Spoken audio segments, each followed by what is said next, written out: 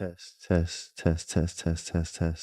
Testity test. Re-record this whole thing, bro. I have 45 minutes of footage, G. 45 whole ass minutes that are just gone. I mean, like, the visual is there. Audio, completely gone, G. Got a little technical difficulty, but it's totally okay. You just got to push through it. You can't let that shit stop you. Comment the last time you tweaked, but had to keep on pushing. Speaking of somebody tweaking, I really want to know what made Joey jump out the window and decide he was going to come at Kendrick Lamar, who just did what he did to Drake, and seemingly J. Cole on this new one. It can't be just as simple as there's somebody that's hot, so you get a little bit of their flame. It could be. It probably is. And the Ruler's Back wasn't crazy. It's a J reference.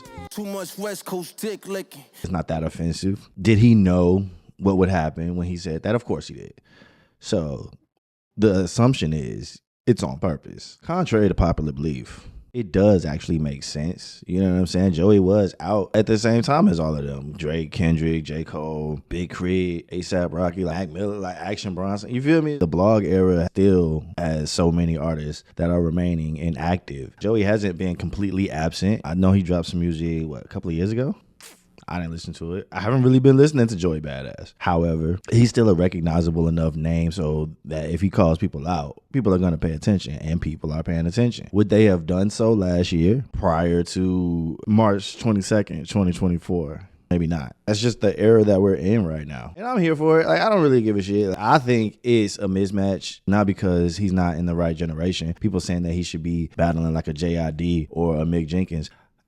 I agree with that, but that's because I would rather see not just some East Coast, West Coast shit. You feel me? Like, get Atlanta involved, get Chicago involved. Who could do it from Texas? Big X to Plug involved. I don't want to see Glorilla. Oh shit, fuck it, get Glow on the line.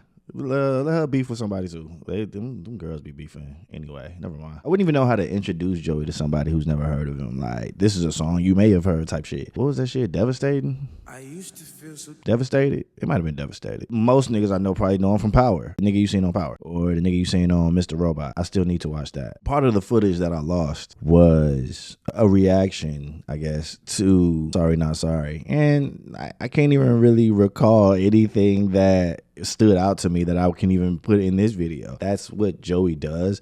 He raps very well and it sounds pretty good, but it is not interesting. Without his voice and cadence, there's nothing really extraordinary about Joey Badass. When 1999 came out, it was, oh, look at this nigga doing this boom bap shit. This ain't boom bap, nigga. This that boom bow bing. Right now, when everybody else is on some damn near pop, digital sounding. Like, the early 2010s was definitely digital.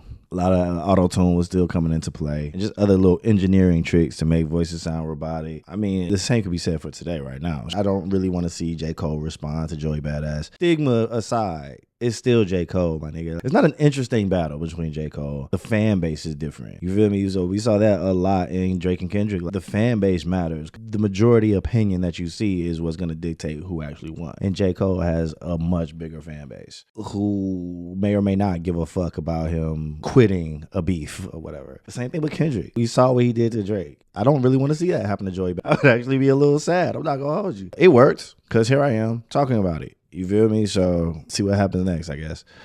I really don't think Sexyy Red should have had to apologize. I appreciate that she apologized because she didn't sit around and make that AI prompt. She didn't make that picture. She reposted it. She thought it was funny, but she took it down and she apologized. Respectable. What's not respectable? Some of the responses that are actually defending Sexyy, saying like, you know, you shouldn't have to apologize and that bitch was doing too much. It's like, yo, that bitch was doing too much to Dr. Martin Luther King's daughter is kind of crazy, bro. Where exactly are we in the world? Where exactly are we in our culture? Not just rap culture, but like actual people culture, bro. Like, where are we where Dr. Martin Luther King's daughter is a bitch who needs to shut the fuck up because she tweaking? Like, what did we do? Yeah, y'all heard that Bruno and Sexyy Red song, G? How does it go? It's called what? Snoop Dogg, Soulja Boy, Nelly.